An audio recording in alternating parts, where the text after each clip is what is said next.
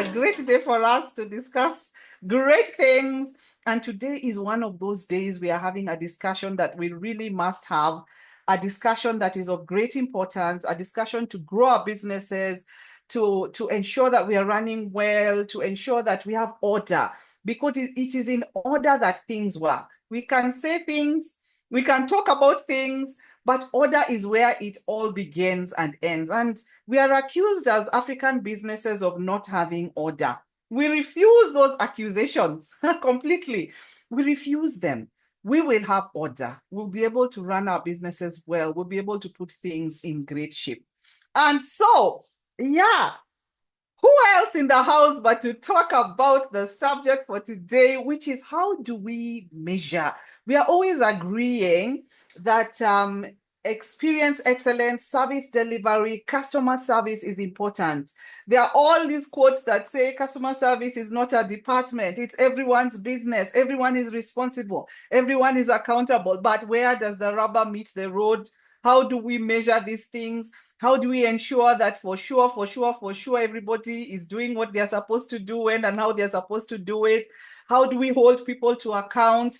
How do we assign responsibility? So we want to just unpack this today and ensure that for sure we leave here armed, not just armed and dangerous to go and execute.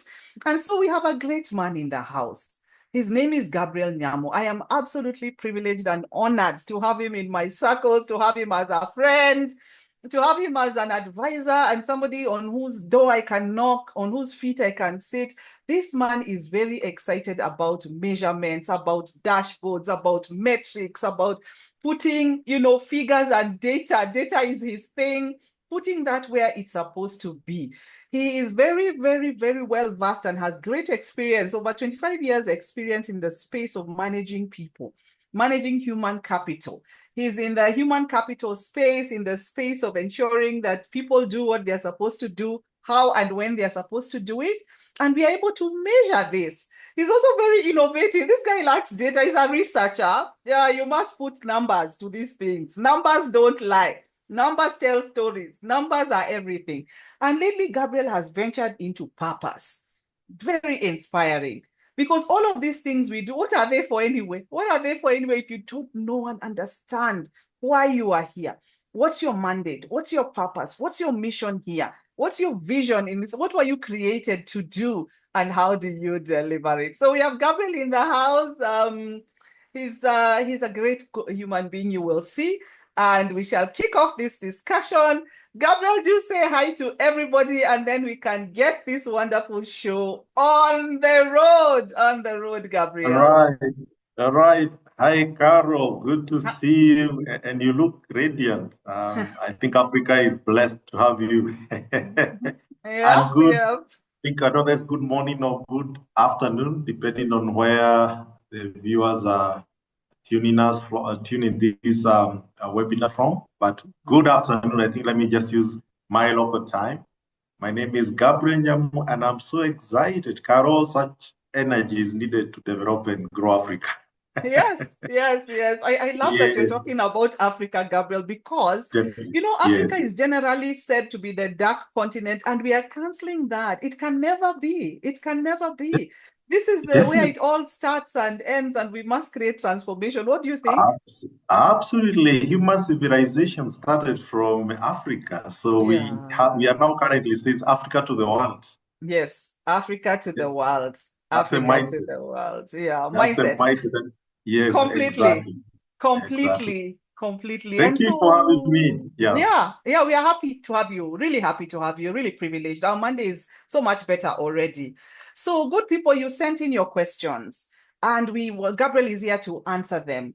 And really, truly, the question that came through and is of such importance, and Gabriel, we are looking at you for wisdom because you are the epitome of wisdom. You keep spewing wisdom. Is we talk a lot about customer experience, employee experience, employee engagement, customer service, all these things. How do we align this to finances? How do we align this to financial goals? Because this is where, as human resource people and as customer people who look after people, we are usually struggling.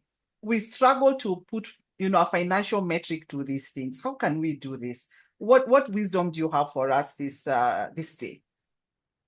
Awesome. Thank you. Thank you so much. I think if there's something that I often, and sorry to say, I'm a parent, and one of the things that I'm learning, especially from our young ones, is that we need to teach a certain skill that is, I think, it's missing within our upbringing. And this is something we call consequential mindset and consequential thinking. To know that for every, effect, there is a cause. I think many organizations try to focus on the performance, the results, key result areas. Is what people may call OKRs, key performance indicators, forgetting that those are end outcomes. But we need to focus more on how do you produce the results. So it is very frustrating for CEOs, for leaders, for executives, the C-level, where every conversation they have with the staff is about KPIs. And I think that conversation has become a bit boring, for lack of a better word. And many employees actually are feeling bogged down just to be every time you're talking about KPI. Not appreciating that what do you need to do so that you deliver the results. So if I want to have a cow that gives me milk, what do? I need to feed it. I need to make sure that at least it has the right nutrients. And this for organizations to be things to do with culture, things to do with capability, employee experience. Now, what is happening currently, there's a global shift. And I know most of us who have been enlightened and probably have been following up what is happening globally. Organizations are moving away from what you call the profit-centered culture to what you call purpose-centered culture, where an employee is able to have clarity of the why they do what they do and the alignment between them at a personal level with the organization. Now, when you do that, what happens is that the employees stop working for a weaponized performance management. And I've used the word weaponized because many times we have used performance management as a weapon. And it's a scare, you can work from fear or you can work from a motivation for something meaningful. Now, if the discussion between the employee and the manager every time is around, if you don't perform, we hired you to perform, we hired you for these KPIs. If you don't do this, then definitely put you on PIP. I know for HR professionals, that's one of the things they like using, and even managers, performance improvement plan.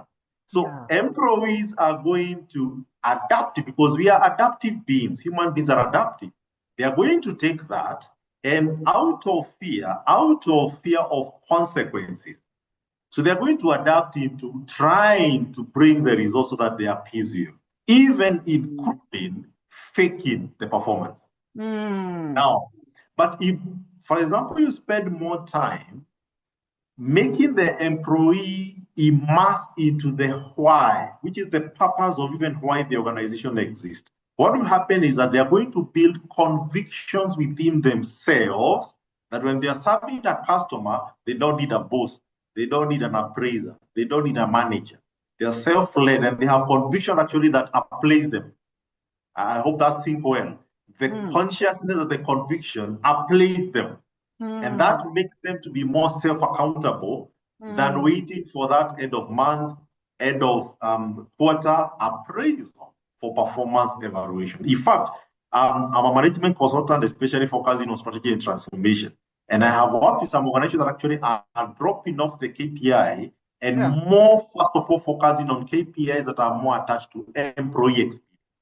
So that, first of all, the employee has no excuse why they never delivered the outcome that is expected. I know we're going to discuss this around maybe what we call the value creation. Profit comes at the very end. You don't work for profit. If you check globally, there is some research that actually, yes, go ahead. No. I'm just exclaiming because you're talking about radical things, Gabriel. You are talking about radical things. Are you proposing that we dispense off with KPIs? That's all we know. KPI, KPI, KPI. That's all we know as leaders. All we know as leaders is hammer, hammer, hammer. You'll be on PIP if you don't deliver. What are you saying, Gabriel? Are you saying we throw away the playbook? What are you saying? Not exactly throwing it away. It's a matter of priority. What is lacking is not actually a performance gap. It's a misalignment.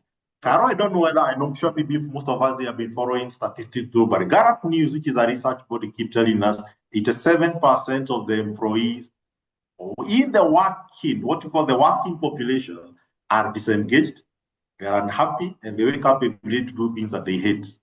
And they dress up and wear a suit like mine here and show up to do things that they hate. 87%, meaning almost 9 out of 10 working population.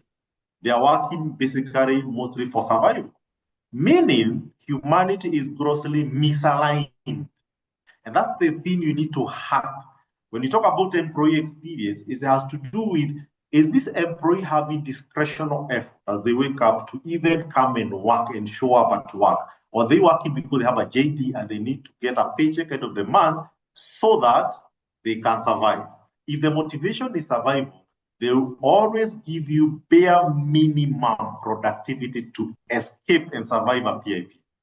That's the hack. Okay.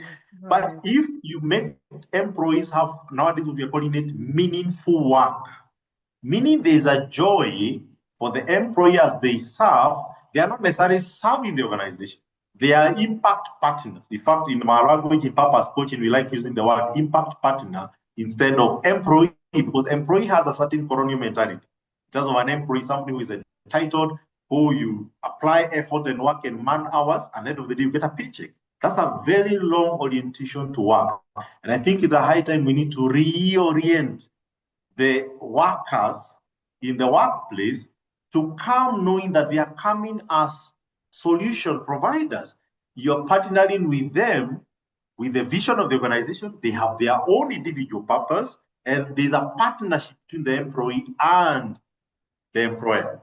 I think that's the focus, and it's a mindset shift on how, especially for leaders and managers who are here, on how we approach the employee, what we call the workplace mindset. So if employees are able to find something meaningful, then they have self-motivation to self-account the results, not because there's a boss who is waiting to come and whip them end of the month or end of the quarter for the quarterly appraisals, or the end year because there's a bonus you're likely to miss if you don't get the 11, or what do you call them, the 13th check and all that we attach. And I don't mean we don't do those things. Those essentials are very important. But we should make sure that the priority, first of all, before performance, is alignment. There is, just to add on that, there is actually a research done, I think it's by McKinsey, where they were saying that, according to McKinsey, they say that employees, when they find the work to be meaningful, their performance improved by 33%, and they are 75% more likely to be committed to the organizational mission, and they are 49% likely not to leave that organization. Hey. That tells you the power of meaningful work and alignment. Our conversation is about alignment. Right. Hey, Gabriel, I'm loving the data. Data never lies. I'm loving the statistics, although they are not nice. Like if you tell us that 87% of us are disengaged from business, disengaged from workplaces, we are just there for paycheck, we are just there to tick a box, and at the end of the day, we are just there for appraisals and moving on. That quality of life that's not quality of life at all. And I'm loving as well the nomenclature that you're bringing about impact partner. I am not an employee. I'm an impact partner. I think from now henceforth, I'm going to talk to everybody I work with and I say, you are an impact partner. I think that alone can shift something, But we called you to come and talk to us about measurement, but what you're talking about is this self-accountability on a day-to-day basis that leads to that. So the question here that also came through was, there's this whole drama with NPS, Net Promoter Score, and the entire organization being measured. Even government nowadays has Net Promoter Score and measurements. And people want to cook data, Gabriel. They want to cook data. They want to ensure that the people who, some even solicit, please put a 9 here. You know, 8 is not good enough. Please. So we are cooking data and we are lying. And then the institution goes and makes decisions based on this net promoter score and other measurements. How can we ensure that even what we are measuring is legit? We are not driven by this fear you're talking about. You're talking about carrot and stick. It's either the stick or it's the carrot of the bonus. So I'm lying so that how do we get out of that? Because truly we do need to get out of that, Gabriel. What do you think? Absolutely. Thank you, Caroline. You have brought it well. One, I want to comment by saying that things don't go wrong, they start wrong. I think that's the first opening. These don't go wrong, they rarely go wrong. They started wrong. I want to give an example of which we always give mostly when you're doing retreats. And I think people are ready somewhere in Asia where in a certain village, there were some snakes that were biting children when they go to school. And therefore, the chief came up with a very brilliant strategy to kill those snakes. And the only way was to do what you call community participation. So he promised that for every head of a snake, if you kill a snake and you chop the head and you bring it to the chief camp, you get 1,000 rupees. So, I mean, that's a good incentive. I think that's what we do in companies, where if you bring these, of course, you get a certain bonus or salary increment. I mean, we call them performance incentives. So in the first 1 month, some 1,000 snake heads were brought into the chief camp and compensated. And the second month, the number doubled. And by the 5th month, the number was like 10x, 10 times, number of snakes. Now, just to help you reflect, the question is, we know that the number of population of snakes is finite. I know that could be more mathematical. Finite means it's countable. Just so you can count 8 billion people in the world. Yes. How comes? So you expect that if you're killing thousands every day or every week, the population should be going down of the snakes. How comes the snakes population was tripling and 10x by the 6th month in this village? I know probably your guess is good as mine. What was happening? KPIs will always model behavior. And because remember, I started by saying human beings are adaptive beings. We adapt. That's why even when we have harsh economic environment, people adapt somehow to survive that spell. Now, what is arranged is that these people started rearing snakes. Remember, the goal was to eradicate snakes from the village so that it's not biting children when they are going to school. It's a safe environment. And again, the chief was very innovative, like any other managers who is listening to us here, watching us here. You craft very innovative metrics and you attach incentives. And the metric there was the head. So you chop the head of a snake, you bring it, you get compensated with 1,000 rupees. So guys discovered, I think this one give a motivation here. So what do? I will spare the snakes, keep them in a cage, feed them actually with some maybe rabbit or whatever, because I mean, this 1,000 rupees more than probably they will sell that rabbit and feed it. And then it hatched the eggs and, populations that people started breeding snakes. Right. Now, the point of illustration is that every time you have a KPI, remember that KPI will always motivate some certain behavior. And if not thought through, the behavioral motivation of the KPI is likely to hit you more worse than not performing. I'll give you a second example, which is actually home in Kenya. I know of a bank that was encouraging employees to go and open bank accounts every now and then. So what happens is that you open bank accounts, you go to your phone book, look for all the contacts you have, your uncles, your auntie, your cousins, and you call them, you tell them to open an account. And it's because there's an incentive attached at the end of the month. The people who have more accounts, they used to have a certain, snap award, like 50,000 Kenyan shillings to motivate them. What these guys started doing was this.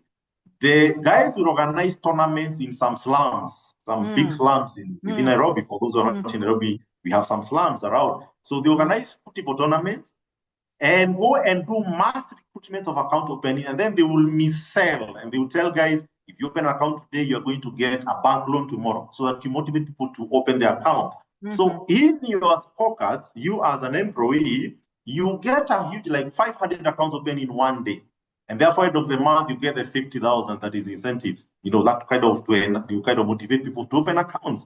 Now, 18 months afterwards, over 80% of all those accounts that were opened during that campaign, they were all closed and flagged by central bank, because if account is dormant for some time, it is flagged by central bank, because those accounts can be used for anti-money laundering and all that. And the bank was actually at least of being penalized by the regulator because of accounts that are dormant. Now, notice, I'm sure this is a guy who had a very innovative idea of, we can allow everybody to open bank account and incentivize it.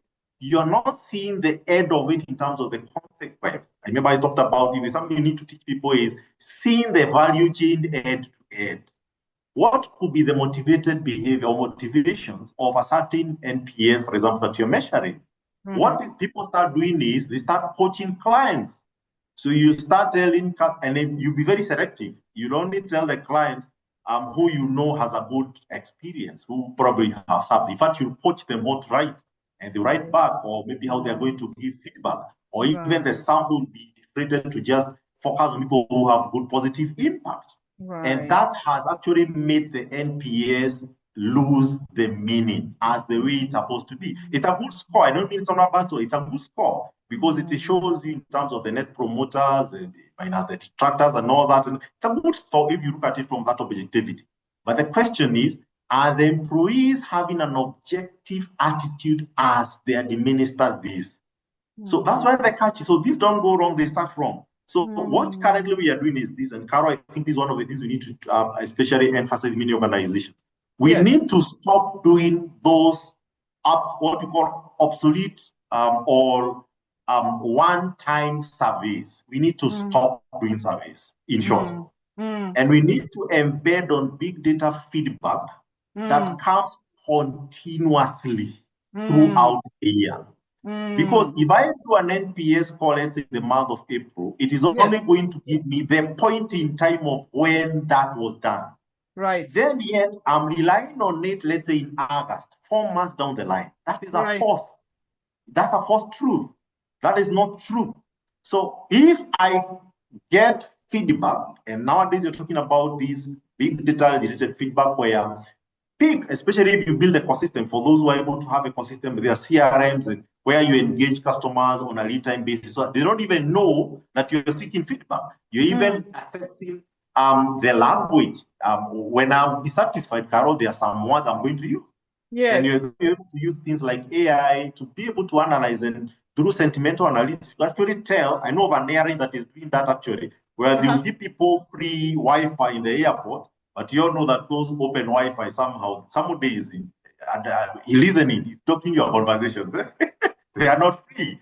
And what they do, they give free airline. And when you sit there and probably you're complaining about, you even chatting your relatives, we've been here for the last five hours. These guys are just bogus. Their service is their experience is quite bogus and all that. As you're chatting, there is an AI reasoner or a layman language that is listening to the conversations. And it's not nothing kind of trying to spotlight you. What they do is that feedback, they use it in sentimental analysis, what we call natural language processing, where you use keywords to say if somebody is using this keyword, then it means they are dissatisfied. That's the kind of work they're doing behind the scene. And out of it, they're able to pick real-time real-time customer experience beyond a survey. Because a survey is so just one-pointed, it's a linear metric, does not embody the holistic sentiment and the holistic experience or memory that the customer is experiencing. So we need to move away from the standalone point-in-time kind of surveys and move to continuous feedback engagement, where then we're able to analyze it using big data analytics and purely text, just the way, as I'm speaking here, Carol, you can actually analyze my speech and tell the kind of a persona I am just by the keywords I'm using. True. If I'm a person who keep using the word but that word but tell me probably I'm a bit skeptical. There's a way you can do that psychological models to actually analyze the kind of a person I am. And that's what is happening in the customer experience space. Give customer a continuous engagement through the year. So there's no time you're doing a survey. Throughout the year, And then you're able to embed some intelligence tool that can help you listen. And out of it, you can be able to decode the experience in a continuous basis. Wow, wow, wow. Good people, I told you this man speaks, throws out data. It's his thing, research, listening, and facts. Facts, facts, facts. We need to run on facts. So Gabriel, what I'm picking here is of importance is that we need to unlearn some of the things and learn and relearn because we've been used to doing these things. We are so used to KPIs. We are so used to performance appraisal sorts of things. We are so used to all of these surveys and so on. And you're telling us we need to be moving on a rolling basis so that almost day by day by day, we already know. We already know from what the customer is saying. We already know from what our employees are saying. What are things like? So the question here is, we know that great employee experience yields great customer experience. It must start from the inside. And as Joyce is saying in the chat, it must be purpose-centered and not profit-centered. But how do we measure really that the employee experience will actually yield good customer experience? What is this measurement like? Because for now, we've decided traditional KPIs and things out the window. We are doing new things. Behold, we are doing new things, Gabriel. Please tell us, how can we practically do this? Yeah. And I'll share this from just personal experience on some organizations I've worked with. And I must give a warning. It is a radical mindset shift. There's a way when we are used to doing something, to get out of that, it's quite very difficult because all our wiring, all our orientation, all what we know is anchored on, a certain way of doing things. So when I'm sharing this, of course, it's something that would be very, very radical. And this for a big pharma that I was consulting for. And what happened is that apparently the employees were the one, they run a chain, they produce, they process and produce medicine, drugs, and also they have chain of big chemists all over, And what happened is that the CEO started noticing that they were losing some traction on some areas. And when there was diagnosis that we did, we discovered actually employees themselves, there is a way even they are the one who are telling customers, hey, we are very expensive, go to the next, they're your own employees. They're the one that were directing the customers and they were telling them to go to the next pharmacy, or the next chemist because they're expensive. Just notice that you're employed, and instead of endorsing your own brand, you're actually the one coaching the customer. No, I think for this kind of a prescription, let me refer you to another cheaper facility. So they noted that. Now, I remember the first thing we were doing there was more of employee engagement and trying just to understand their culture and all that. And I discovered actually what was missing was that part for employee experience. And we only worked with around 3 metrics. I know that people who do those employee engagement survey, do those employee satisfaction. Today, we are not necessarily focusing about those things like employee satisfaction score and all that. And they are good. And even employee engagement score, because that one is already an outcome, not the real cost. And we zeroed in on, first of all, alignment score. It looks so simple. Just do the work you do on a daily basis, do you find that work meaningful? It looks so simple question. Yes. Do you consider the work you do meaningful? And Carol, just to mention, we've created workspaces where the kind of work people are doing sometimes, ideally, that work should not be done by a person. And this is why we say we need to embed also, kind of integrate also the technology side. And I'll give you some few examples. Imagine you're working somewhere and your work is reconciling data. There's this department called reconciliation department. Yes. Now, when you go there, you'll find maybe it's finance. They want to reconcile, let's say, account receivable. Those are purely revenue, or what you call revenue accounting, or account payable. That's purely purchase orders and all that, the expenses. So you find a guy who is, and I'll give a posture for this person, MBA, that's Masters, ACCA or CPAK. And a guy is seated there every day reconciling debit and credit, meaning matching entries. I want to use this as an illustration, and you see there are many other broken work touch points, which is not meaningful. First question for us here, and this is not just for Carol, everybody here is, when somebody was going through the academic study or even professional study, like a CFA, SCCA, and all that, where did they cover a topic called reconciliation? I really doubt. Of course, they cover debit and credit. That's okay. Why do they cover reconciliation? Because that's how you work. Now, what is the career path for reconciliation? Can you become director reconciliation or chief reconciliation officer? I know you can become a CFO, but can you become a chief reconciliation? I don't know what that is. Now, if you ask people working in some of these kind of work, they will tell you and they'll be honest to you, they are working for a paycheck. They are not working because they find what they work meaningful. If you're working somewhere and your work is stamping checks, it's stamping checks. Now, there's something we say, one of the way to test whether work is meaningful is what you call transferability of skill. And what you're doing now, even if you move to another organization, you can transfer skills. If you go and retire in the village, in purpose, of course, we usually say there's no retirement. Yes. Because you can only transfer purpose anywhere else. So nobody can fire you from purpose, only from a job. You can lose a job but not purpose. Now, if what you're doing, you cannot transfer skills to another place, yes, that is already not meaningful work. Because you need to check that if today the company I'm working for organization is closed down, can I go and build the same skills and competencies in another space? That is part of employee experience. So you may notice there are people who are working, but they are just doing what they are doing to sustain life. We call that survival. And therefore, they don't regard the work as meaningful. Now, the moment you disconnect from meaning, because a human being, the word being is different from doing. We are not called human doing.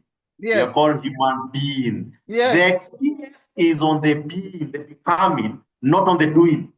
Doing is so transactional. Can I have satisfaction and fulfillment by just being able to connect meaning with what I do on a daily basis? It starts from there. So we have to stop, first of all, even measuring the doing things. Did I finish this in 2 hours, 3 hours, TAT, around time? Those are okay. And we usually say you track them. Yeah. But also check how aligned I am and how I find meaning on what I do. And do I have some dissonance between what I do and who I am? Because if I have that dissonance, let me tell you, Carol, I'm going to give you only 10% of my potential. You never tap the 90%. That would be hidden potential. We start from there. So this client I was talking about, we did an alignment index, kind of alignment index with some only like 5 questions. And we were amazed because the time we discovered that people are grossly misaligned, we started now shifting the conversation on how do we first of all make sure the work we are doing is meaningful and they are aligned. And that by itself was able to turn around the productivity and performance by more than 60% within a period of 1 year. Wow, Gabriel. Wow, just absolutely wow. You are speaking directly into culture. Culture is absolutely everything. It doesn't matter about products. It doesn't matter about processes. It doesn't matter about projects. If the culture is not aligned to meaning and purpose, then the people who are the pillar that drive everything, it will not come home. The vision and mission will not come to pass. So we started today talking about measuring and things. And you have told us to throw out these things now and look at alignment index, purpose and meaning scoring. So we need to go back to the drawing board, Gabriel. That's just the long and short of it. There is no other way. We should just quit with all of these measurements and things and just go back to the beginning. Is that what you are saying? I'll just connect a little bit. We will not get rid of measurement. I'm a data person, so every measurement counts. Yes. The issue is priority. So what we do is that we need to make sure at least we need to track productivity and performance. No worry, we track. We usually say we track, meaning you need to keep a dashboard and all that of tracking all that. Yes. But lay emphasis on the things that should be producing those results. That's why the human-centered approach even to leadership. Yes. I think Dr. Odo have written this book, Humanized Leader. I think I was reading that a couple of weeks ago. We need to be a bit more human-centered. And remember that you need to focus on the vessel, not necessarily on what it produces. And I have not yet seen an organization that is able to be more human-centered, and then you actually don't see the results. Mostly it happens automatically. But as long as people are working under fear, under duress, because of the consequences. We have two types of goal setting that we do even in personal level, in human development, and also apply to the organization. There's what we call away from goals. Now, if you are brought up in poverty, you can end up setting goals like, I want to get my family out of poverty. So your baseline is the poverty you are coming from, okay? So you are running away. There's another type of goal where we say towards goal. Now, the towards goal is where there's a strong force. You can see an end game or a light at the end of the tunnel, and you want to go towards it. Yes. Now, we need to shift, first of all, from the active goal setting, which are coming from, last year we lost customers, so we need now to double customers. So you are running away from the past failure. So you're kind of using the past failure as a springboard. Right. That's kind of an away from goal. And we move towards that directional goal setting changes everything in terms of mindset. And then you ask yourself, or you let employees introspect in terms of what kind of an employee should I become so that I can move towards that desired goal. Carol, before we drop that thought line, is also to say this. There's also another research that actually talks about that over 85%, only 5% of typical workforce understand why the organization exists. This is the reason why. Because when you join an organization, mostly the first point of induction, of course, you'll be told this company was started from this time, and then immediately you go to the JD. And from the JD, you go to the goal setting and you're told the KPIs you're supposed to be accountable for. Do you know you need to spend more time on understanding the why? Mostly that slide is rushed through. You do a one-day induction, and the why conversation, probably it is given like 20 minutes. This company was founded by so-and-so, and it's because he had seen this, and immediately you go to the job descriptions and the process manuals. You spend 90% of the induction on the process manual and the JD and the scorecard. Right. You rushed through the most important component, the why. Wow. No wonder they say, this I think was done by Harvard Business Review, where they say only 5% of employees can actually defend the why of the organization, why the organization exists. Then you're expecting these employees to have strong obsession of the organization, to defend it, to jealously embody it. It doesn't happen. And that's the transactional nature we need to stop. Right. We bet. I think I like quoting an organization that we used to love, for those who are Gen X, myself and you and maybe a few others here. Yes. We used to envy one company 20 years ago. We used to call it General Electric, GE. GE was like the cradle of success globally. That time, Amazon, Microsoft was still evolving. There was not that in the Fortune 50 companies globally. General Electric was one of the go-to companies, and people used to benchmark with General Electric. But I love one of the mantras they used to have in their customer experience. They used to say this. They used to say boldly in their HR value proposition, they were saying, we recruit and develop leaders for the market. What they were saying is this. If you want the next CEO, come and poach from us. Come and poach from us. If you want the next CFO, come and poach. And true to it, most of the Fortune 50 companies globally, there's a way, especially in the last couple of decades, if you check their profile, at one point, they were working for General Electric. Right. Yet, it is one of the companies that has been recorded in history, of course, it has been changed, to have the lowest attrition rates. Meaning, guys were not moving, even when they were given offers elsewhere. Because they had this culture that was so strong that developed an employee experience. When you work for GE, you want everybody to know, I work for the company that recruit and develop leaders for the industry, not even for themselves. They were such selfish. That value proposition, we call it employee value proposition, was able to build strong, compelling employee experience that guys were really working so hard because they were proud to be associated with General Electric. And that's what we need, because customer experience cannot happen if employee experience is not there. That is the truth. That is the truth, Gabriel. The whole truth and nothing but the truth. And I think we need to put a pin on it here, Gabriel, because you must come back. this thing of only 5% of people knowing the why, and yet my whole personal why is attached to the organization why. If I am not feeling the organization why, what am I doing there? And the vehicle for which my mandate in life and my purpose in life is that organization I am serving through. That's my mission. That's my quote unquote almost to say ministry. If I don't understand that why, what am I doing with my life? And so we have to put a pin there, and you must just come back, because you must tell us in this room, as we are coming to measure EX, we are coming to measure CX. Now we are measuring alignment, we are measuring meaning, we are measuring why, we are measuring purpose, and you need to tell us how. You've told us what we are doing. We need to transcend from this what into why. And I can see we must have part 2. So good people in this room, we promise you part 2, and the man in the house to deliver this and to tell us how we are going to do it, and we run after him so that we can engage him in our businesses to just ensure we embed that is here with us. So Gabriel, I want to put a pin on this.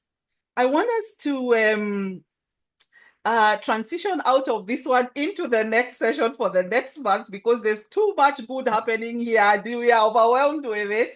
Tell us the last thing you want to tell us before we just move to the how. What's the last thing, Gabriel?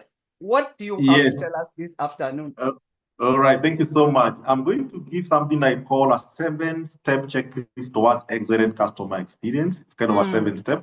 It is in form of statements. I know they will not be probably very profound and clear right now because of time, but I'm going to leave it with you.